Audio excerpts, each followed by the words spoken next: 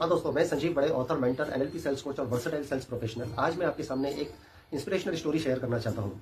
एक बार हुआ यूं कि न्यूयॉर्क में एक बहुत बड़े मल्टीमिलियनर थे।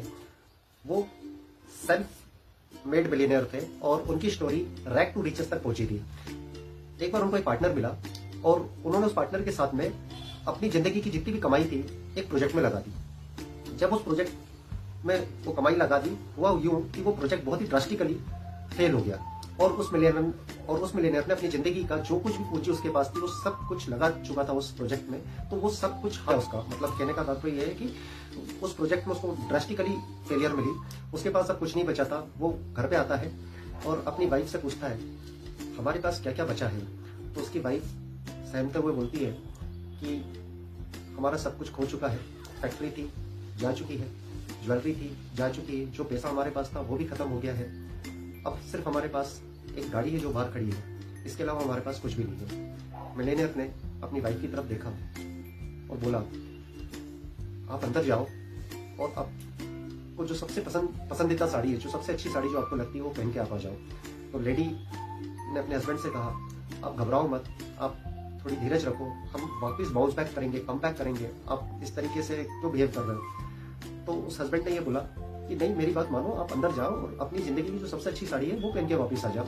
हम लोग कहीं घूमने जा रहे हैं। तो उस लेडी ने सोचा कि शायद मेरे हस्बैंड मानसिक रूप से परेशान है, इस कारण इस तरीके का बर्ताव कर रहे हैं। लेकिन फिर भी हस्बैंड की बात मानना जरूरी था, इसलिए वो अंदर जाती है और अपनी पसंदीदा साड़ी वो पहन के बाहर आती है। जैसे ही वो बाहर वापस आती है तो उसके हस्बैंड बोलते हैं, अच्छा एक चीज और करो, आप अंदर जाके एक डायरी और एक पेन भी लेके आ जाओ। फिर लेडी सोचती है कि अब तो ये 100% श्योर है कि मेरे हस्बैंड पूरी तरीके से पागल हो चुके हैं। ये कुछ भी उलझुल बातें कर रहे हैं जो करंट रियलिटी को मैच नहीं कर रही है।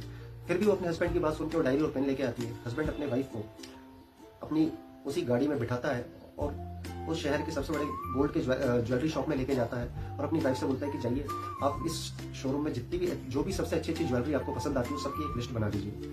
तो वाइफ मन में सोचती है कि अब ये 100% तय है कि ये पागल हो चुके हैं, लेकिन फिर भी वो ज्वेलरी शॉप में जाती है और उठा लेती है जो ज्वेलरी उसको पसंद थी।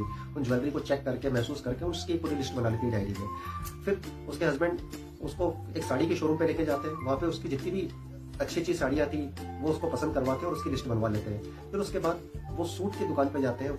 वहाँ पे मिलेनियर ने भी अपने लिए अच्छे अच्छे सूट पसंद किए और उसकी भी उन्होंने एक लिस्ट बना के अपनी वाइफ को बताई कि इसकी भी लिस्टिंग कर लो। फिर वो गाड़ी के शोरूम पे जाते हैं, वहाँ पे भी जो गाड़ियाँ उनको पसंद थी उसकी लिस्ट बना लेते हैं और वो अपनी वाइफ को बोलते हैं कि सबको नोट डाउन कर लो जो जो अपने को लेना है। फिर वहां से निकलने के बाद, गाड़ी के शोरूम से निकलने के बाद उसके हस्बैंड अपनी वाइफ को एक बहुत ही पॉश इलाके में लेके जाते हैं। उस पॉश इलाके में जाते से ही गाड़ी रुकते हैं और बोलते कि इस पॉश इलाके में जो भी सबसे सुंदर बंगला आपको लग रहा है आप पसंद कर लो, उसको भी लिस्ट डाउन कर लो। उसकी वाइफ को कुछ भी समझ में नहीं आ रहा था। उसको ये महसूस हो रहा था कि मेरे हस्बैंड पूरी तरीके से दिमाग से फेल हो चुके हैं और ये इस प्रकार उटपटांग हरकतें कर रहे हैं, इस प्रकार बातें कर रहे हैं जिसका यथार्थ से कोई लेना देना नहीं है। लेकिन फिर भी वो अपने हस्बैंड की बात मानते हुए एक बंगले की तरफ इशारा करती है, बोलती है कि मुझे यही पर्टिकुलर बंगला चाहिए और ये वही बंगला है।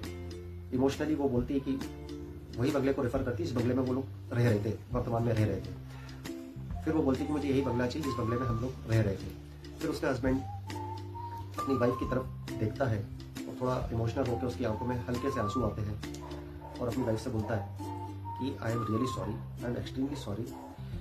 मेरे एक डिसीजन के कारण हम अपनी जिंदगी का सब कुछ खो चुके हैं। मेरे एक डिसीजन के कारण हम अपनी जिंदगी का सब कुछ खो चुके हैं।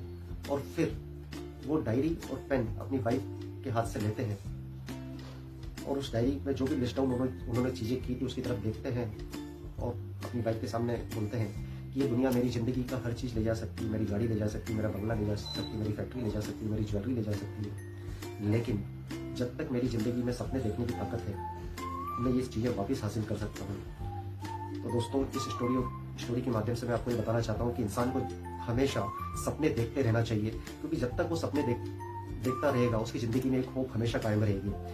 हमें हमेशा सपने देखते रहना चाहिए और अपने सपने के हिसाब से हमें कार्य करते रहना चाहिए और ये यूनिवर्स और ये प्रकृति हमें वो सारी चीजें मुहैया कराएगी जो भी चीज हम सपने में जिनके लिए हम सपने देखते हैं। इस वीडियो के माध्यम से मैं आपके सामने ये भी बताना चाहता हूँ कि कि सिर्फ मनुष्य प्राणी ही एक ऐसा व्यक्ति है जो सपने देख सकता है, बाकी और कोई भी प्राणी इस संसार में सपने नहीं देख सकता। इंसान की जिंदगी में जब तक उसके सपने जिंदा है, उसकी होप जिंदा है और वो जिंदा है, तो हमें सपने देखना कभी भी नहीं छोड़ना चाहिए। जिंदगी किसी भी व्यक्ति की समान नहीं चलती है, जिंदगी में कई उतार और चढ़ाव आते रहते हैं, लेकिन हमें हमारे सपनों की राह पे चलना है जिससे हम वो मुकाम हासिल कर सकें जो हम करना चाहते हैं। सपने हमारा आंतरिक दृष्टिकोण निर्मित करते हैं जिससे हम वो वास्तविक रियलिटी बाहर प्रस्तुत कर सकते हैं। कोई भी कार्य जिंदगी में दो बार होता है, पहले दिमाग में होता है, आंतरिक रूप से सपनों में होता है और दूसरी रियलिटी में होता है। अगर आपको ये वीडियो पसंद आया है तो आप इसको शेयर करें, बेल आइकन जरूर दबाएं। चैनल का नाम है सिग्निफाई लाइफ विद संजीव और इस वीडियो को